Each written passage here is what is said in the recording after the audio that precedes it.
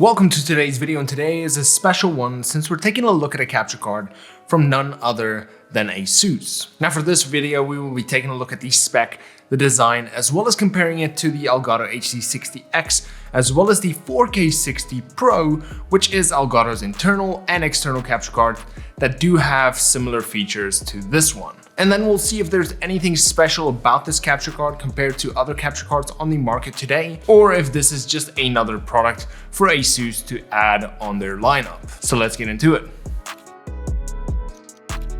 So this is the Asus CU4K30 capture card, and I have to say, straight from unboxing this card, I kind of like the design. It is a more angular design with this brushed metal on the top, which features the Asus TUF logo. It also feels really solid and sturdy, and it has a small, thin, compact design, making it really easy to fit in on almost any desk space. Now, if we take a look at the back of the capture card, you do have two HDMI ports, where one is the input used to plug in your gaming PC or console, and then you have your HDMI out that is going to be used to go from the capture card to your monitor. And then of course you also have your USB-C, which will plug into your PC to transfer the data as well as power the unit. But let's take a look at the price and features of this unit. So price-wise, you're taking a look at around $200, which places it just below the 4K60, which is Elgato's internal 4K capture card, and about the same price as the HD60X, which is Elgato's new external capture card, and they both have sort of similar features. Now, in terms of features of the Asus CU4K30, it is able to pass through VRR and resolutions up to 4K60, 2K144, or 1080p 240, and all of that in HDR, while being able to capture at up to 4K30, 2K60, and 1080p 120 frames per second. But this cannot be captured in HDR, but only in SDR. Now, this makes this capture card really good for content creators looking to capture their next-gen consoles as well as their PCs, as you're able to pass through high refresh rate to your high refresh rate monitor via your gaming PC, but you're still able to capture 4K60 for your next-gen consoles as well. Now, in terms of use, this is a simple plug-and-play unit, meaning you don't have to actually install any software to have it work and capture all of your consoles and your PCs. But the other great thing as well is the fact that it can be used as a webcam as well, since it does get picked up as a webcam in programs like Zoom and OBS, meaning you can actually plug in your camera into this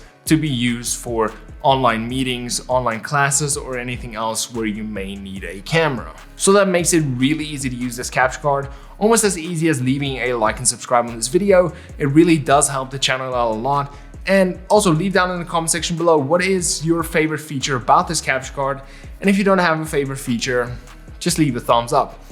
You know, engagement. But of course, the bigger question is, how does it actually stack up against the HD60X as well as the 4K60 Pro, as those are sort of in the same price range as well as the same features. And of course, if you are looking for another capture card that is sort of in the same feature class, then you should also take a look at the NZXT 4K30, which actually comes in at a little bit less than all of the other capture cards. So in essence, what that really means is that there is no one size fits all with these, and it will come down to a few things that will actually determine the choice for you. Number one is going to be your needs, and even though all of these cards do pass through at the same frame rate and resolution, they do capture at different qualities, with the Elgato cards capturing HDR, while the Asus card can capture at higher frame rates. So depending on what you need, it's going to determine which you're going to get. And then secondly is going to be the ecosystem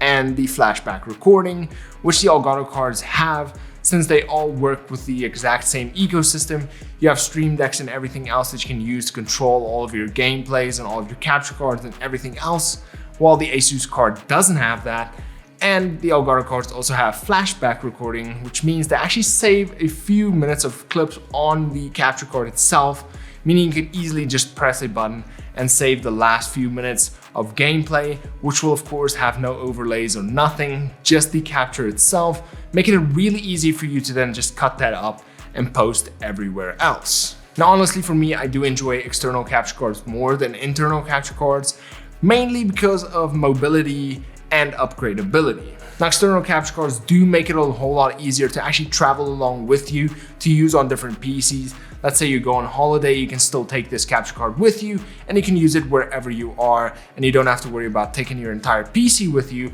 as you can just simply plug it into a laptop and it will still work the exact same way. And then secondly is of course the upgradability, and the upgradability is more on your PC side, since it makes it really easy to upgrade your PC to any spec or any motherboard or anything that you really want, and you don't have to worry about having enough free PCIe lanes to actually install all of your capture cards in, as this one is external and you just need a USB port to still just plug this into your PC. Now in terms of latency, internal cards do have external cards beat, but with these more modern cards, you don't really have to worry too much about latency, as they do have very low latency, meaning that you won't really notice it, and even if you do, you can just simply offset your audio with your video, and that will of course then just go unnoticed to your audience anyway, regardless of the actual latency of these cards. But I have to say that with the Asus card, the latency was next to zero, but I would still not use it to actually play on the preview screen.